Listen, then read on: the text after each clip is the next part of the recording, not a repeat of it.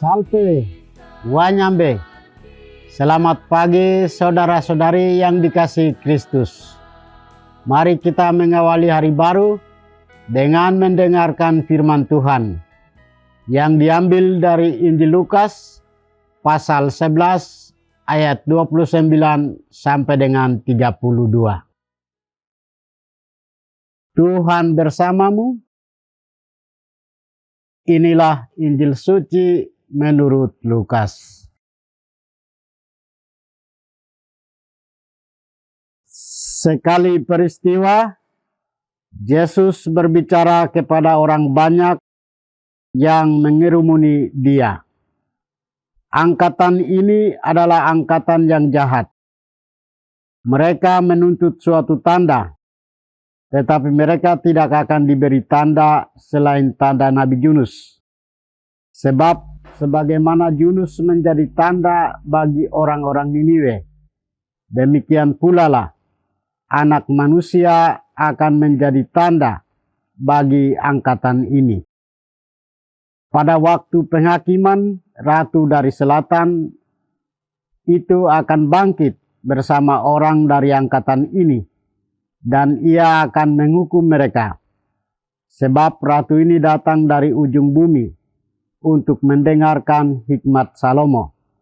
Dan sungguh yang ada di sini lebih besar daripada Salomo. Pada waktu penghakiman, orang-orang Niniwe akan bangkit bersama angkatan ini, dan mereka akan menghukumnya. Sebab orang-orang Niniwe itu bertobat waktu mereka mendengarkan pemberitaan Yunus. Dan sungguh yang ada di sini lebih besar daripada Yunus. Demikianlah sabda Tuhan. Saudara-saudari yang dikasihi Kristus, tema kita hari ini adalah Tuhan Yesus adalah tanda yang sempurna dan abadi. Dalam bacaan Injil hari ini, Yesus berbicara kepada banyak orang yang tidak menerima dan tidak percaya kepadanya. Yesus seakan bingung terhadap angkatan itu. Maka ia berkata, orang-orang zaman ini adalah generasi yang jahat. Mereka meminta suatu tanda, tetapi kepada mereka tidak akan diberikan tanda selain tanda Nabi Yunus. Penegasan Yesus ini menunjuk pada kedegilan hati manusia. Mereka yang sungguh buta terhadap kasih dan karunia Allah yang nyata di hadapan mereka. Padahal Tuhan selalu hadir dan menyertai umatnya dengan banyak cara. Salah satu tanda kehadiran Tuhan adalah para nabi dan utusan-utusannya. Kita mendengar tentang Nabi Yunus yang menjadi tanda yang membawa peringatan Tuhan bagi orang-orang Niniwe. Orang-orang Niniwe percaya dan mereka bertobat oleh pewartaan Nabi Yunus. Kata dan perbuatan Yesus adalah pancaran kasih dan kebaikan Allah. Namun banyak orang yang mata dan hatinya tertutup untuk melihat dan menerimanya. Yesus Kristus adalah tanda termulia bagi kehadiran Allah dalam hidup kita umat manusia. Saudara-saudari terkasih, Yesus Kristus adalah Allah yang menjelma menjadi manusia dan tinggal di antara kita.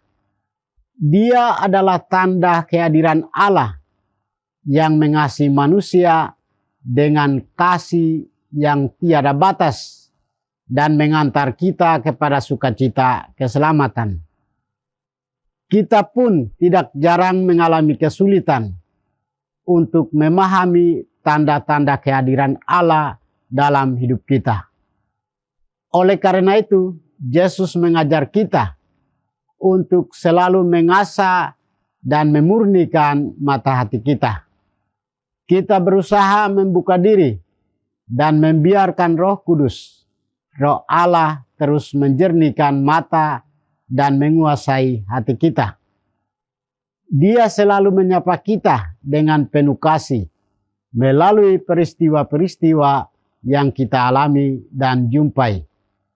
Sebagai orang beriman, kita diutus oleh Tuhan Yesus untuk menjadi tanda kehadirannya bagi keluarga, sesama, dan lingkungan masyarakat di sekitar kita. Kita diajak untuk selalu mendekatkan diri, percaya, bertobat, dan bersatu dengan Allah sama seperti orang-orang Niniwe. Bagi kita zaman sekarang yang menjadi tanda kehadiran Allah adalah dalam perayaan Ekaristi Kudus. Sebab melalui perayaan Ekaristi Kudus kita dimampukan untuk menyadari kasih Allah dan kehadiran Allah dalam hidup kita.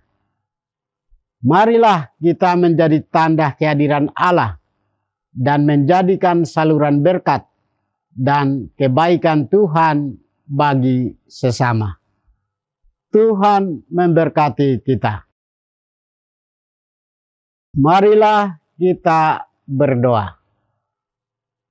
Tuhan, pagi ini kami kembali naikkan puji dan syukur kepadamu.